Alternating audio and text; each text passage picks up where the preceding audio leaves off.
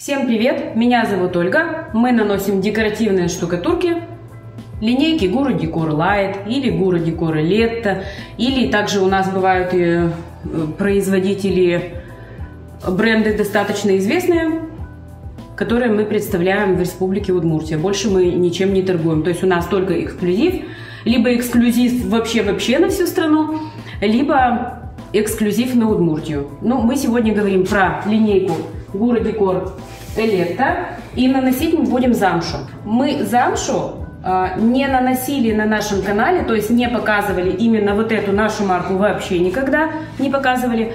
А другую марку, да, когда-то у нас было видео, но это было очень-очень давно, при царе Горохе.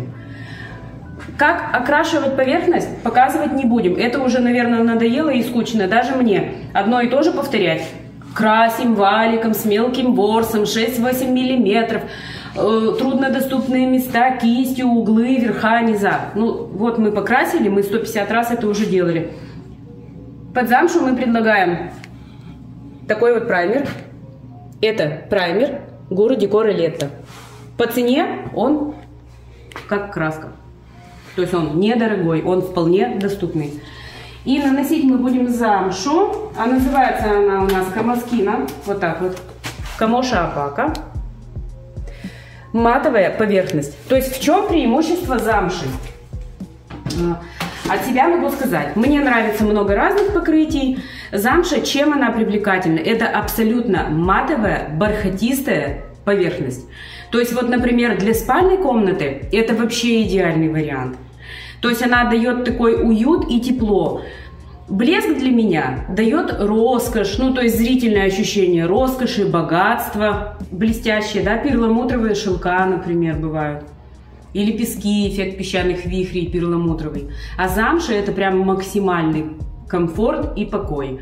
И для спальной комнаты можно ее наносить, допустим, акцентную стену в ярких цветах и, допустим, 3 стены в каких-то светлых постельных тонах. И это будет очень-очень комфортно, зрительно и смотрится богато. Но и не только спальная, то есть она везде подойдет. Это покрытие моющее, но особо прочное. Легкая влажная уборка. Все наши штукатурки выдерживают легкую влажную уборку. И бывают замши такие прям на ощупь такие неприятные, то есть шир-шир-шир. Наша, она мягкая, красивая. Давайте ее нанесем. Покрасили. Вот эта замша. Мы на нее налили колер. Аппаратный колер выглядит вот так.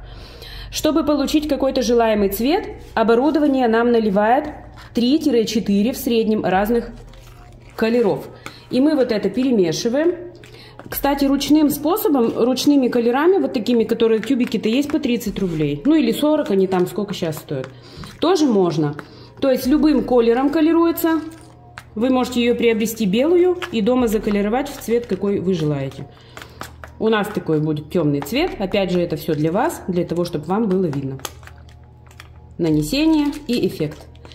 На камере светлые тона не очень хорошо видны, поэтому выбираем яркий. Расход у замши в среднем 200-250 грамм на квадратный метр. То есть 1 килограмма хватит примерно на 4-5 квадратов 1 килограмма. Я хочу сказать снова про скидку. У нас как-то в моду уже вышло. Просто когда мы объявляем какую-то скидку, людям, видимо, это очень нравится. Ну, я как-то раньше об этом не думала. То есть много запросов. И давайте вот по традиции скидка в течение недели. Сегодня у нас 9 число, прибавляем 7 дней. До 16 числа включительно скидка 17% на декоративную штукатурку замша. Также еще хочу уточнить, на замшу, на инструменты, на какие-то грунтовки этой скидки нет, на замшу. Но сопутствующий материал, он у нас и так достаточно доступный, в принципе, как и замша сама. Перемешиваем хорошо, максимально хорошо стараемся перемешать. Наносить будем в 2 слоя. А если говорить о праймере, то 3. То есть первый слой у нас праймер и 2 слоя замши. Нанесение максимально легкое. Ну, я думаю, что по сравнению с другими штукатурками оно прям очень доступное нанесение. Особенно за счет матовости еще это происходит, потому что перламутровые штукатурки иногда при наслоении дают, ну то есть слой на слой, и дает такой перламутровый видимый дефект. Ну то есть наслоение и перламутр. А замша матовая, и с ней легче. С помощью кисти по типу песчаных вихрей хаотичными вот такими движениями наносим, покрывая полностью поверхность стены. Наносить можно ее вот такими вот облачками, ну то есть не квадратами, а вот такими хаотичными участками. Очень много накладывать не нужно. Будет большой расход, а смысла в этом никакого нет. Если вы работаете в одиночку и не хотите, чтобы получились все-таки какие-то переходы, можно оставлять с краю толще слой. То есть, когда вы оставляете толще слой, он медленнее высыхает. Толстый слой же медленнее высыхает, да, логично же. И тогда, если нет высыхания раньше времени, то и перехода как такового не случится. У меня движения получаются такие крестообразные. У всех они будут по-разному. Рука разная. Направление руки, ну, как бы влияет, конечно, на рисунок, но в этом и вся и фишка декоративных покрытий, чтобы они не были одинаковыми, то есть всегда будет разное. Ну, давайте немножко вот так растушуем еще чуть-чуть, излишки уберем.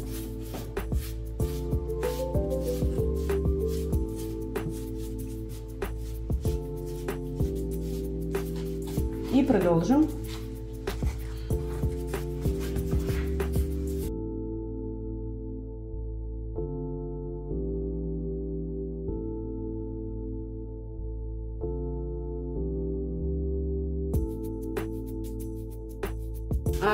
Стена. Грубо говоря, что мы должны сделать? Мы должны углы соседней стены вот здесь проклеить скотчем. Вот так мы проклеиваем скотчем соседние углы. Вот таким образом, то есть на эту стену наклеиваем. Наносим здесь и сразу же скотч снимаем. Ждем высыхания. Вот так клеим дальше. Вот эту стену мы нанесли замшу, поклеили скотч по углу прямо. Эту стену наносим, скотч снимаем. То есть это покрытие, так же как и перламутровые песочки, лучше наносить от угла до угла и соседнюю стену заклеивать скотчем. Ну, либо кто уже специалист, и там я уж ничего не советую, это уж кому как удобно. И без скотча люди наносят. Таким образом наносим всю стену, не останавливаясь. Внимательно все углы, ну то есть пустот не оставляем. Если видите где-то густовато, вот пока она сырая, ее растушевываем. Немножко разгоняем кистью. До следующего слоя будем ждать, пока она не высохнет. Ну, от 4 до 12 часов, скажем так. В зависимости от влажности воздуха. Сколько бы у вас ни получился расход в режиме онлайн с отправкой в другой город, мы будем считать вам расход все равно 200-250 грамм на квадратный метр. Даже если здесь у нас по факту получится 150, то вам мы будем предлагать 200, потому что докупать не очень приятно. То есть считаем с небольшим запасом всегда.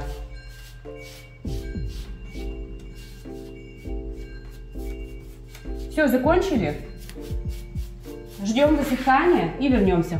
От 4 до 12 часов, так будем говорить по новым правилам. Раньше говорили 4 часа ждем. Но многие с этим не согласны. Ну, хотя я при своем мнении осталась. Ждем высыхания и вернемся. Высохло. Поближе посмотрите. И сейчас мы нанесем второй слой. То есть выглядит она за один раз как будто бы эффект песчаных вихрей, как будто бы. То есть где-то вот пробелы видны и где-то вот эти вот замшевый эффект. Наносим точно так же. Аккуратненько кисточку макаем. И таким же способом наносим второй слой, укрывая полностью поверхность.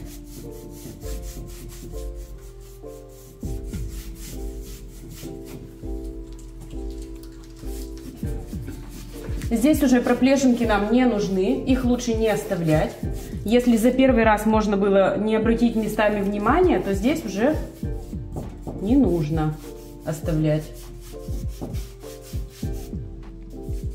По итогу у нас должна получиться максимально однородная матовая поверхность с эффектом замши.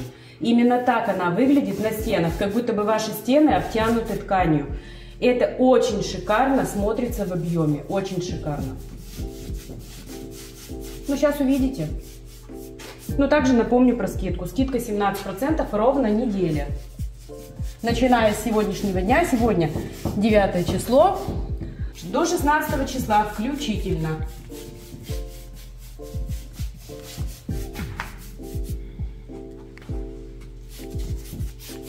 Кисти, кстати, такие у нас есть тоже новые в продаже. Но если хочется сэкономить и вам, например, нужно сделать одну всего лишь стену, то можно, да, обычную кисть тоже использовать.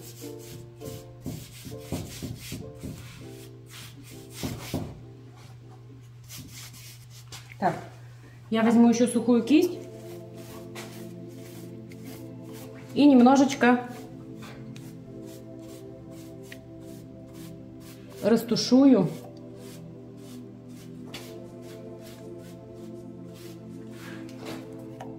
Вот, кстати, механизированных следов не нужно. И здесь они видны, потому что кисть так себе. Также, когда вы растушевываете, смотрите, нажим не должен быть сильный. То есть не нужно давить на кисточку со всей дури.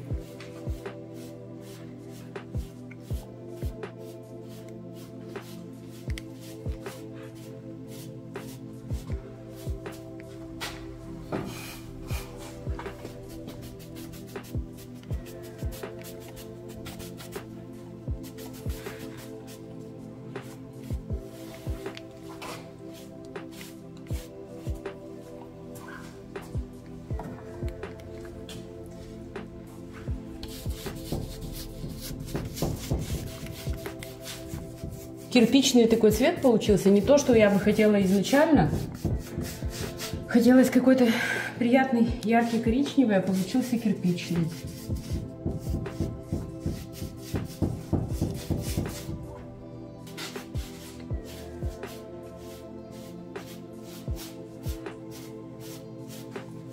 Здесь не просто нужно кисточкой махать, здесь нужно еще смотреть вот как-то. Раз смотрите, где-то что-то не нравится, поправляете. Местами начинают проявляться белесые элементы, вот такие. Они при высыхании еще будут явнее, ну как явные станут. Вот так вот. Кисточкой проводим, и получается вот такой эффект. Знаете, где это хорошо видно? Прямо перед глазами.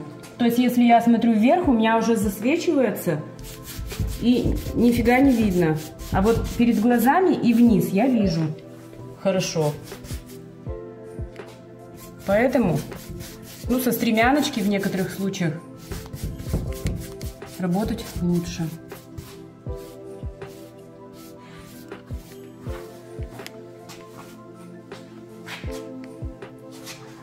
А вот второй слой, а вот первый.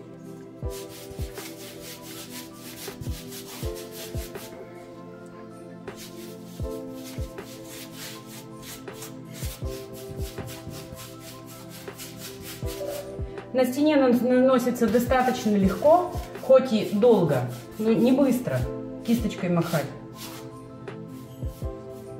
Ну и кисть можно, конечно, пошире взять. Это узкая, бывают кисти пошире. Чем шире кисть, тем быстрее работа. Понятно? Это-то понятно. Но у меня есть вот только такая... Сколько она? 7, наверное, сантиметров. Хотелось бы как минимум 10 сантиметров.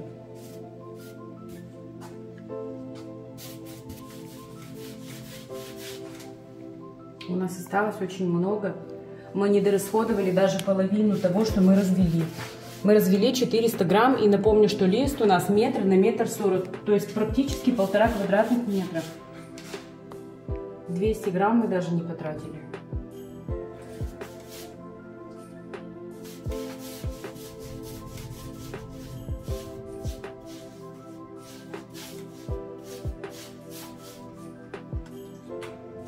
Ну, тоже, знаете, берите во внимание, что у нас идеально ровный лист МДФ. Стена это все-таки другое. Другое покрытие, на которое больше расход. И также немножко разгоняем с помощью кисти, создавая рисунок, который вам нравится. Рисунок здесь есть, даже если вы его не видите в кадре, он здесь очень даже есть.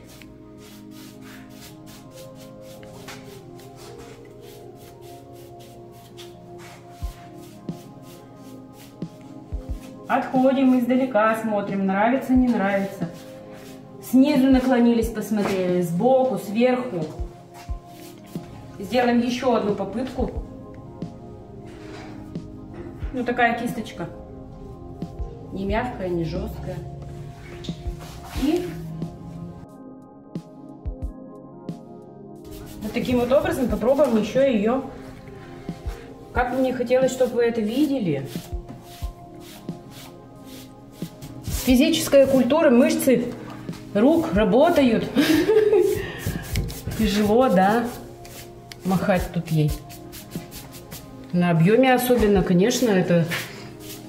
Но красота же всегда требует жертв. Смотрите, как красиво. То есть вот она собирается в такую замшевую... Ну, превращается в замшевую ткань. Сейчас она еще сыроватая, она высохнет, станет более однородно, но...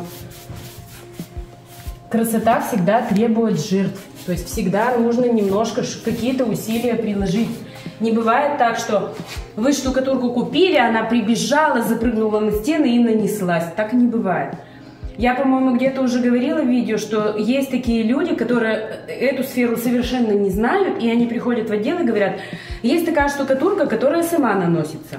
Мы говорим, ну да, но ее нужно нанести, то есть есть... Инструменты специальные, которые облегчают работу. Нет, нам вот в соседнем отделе сказали, что она сама наносится.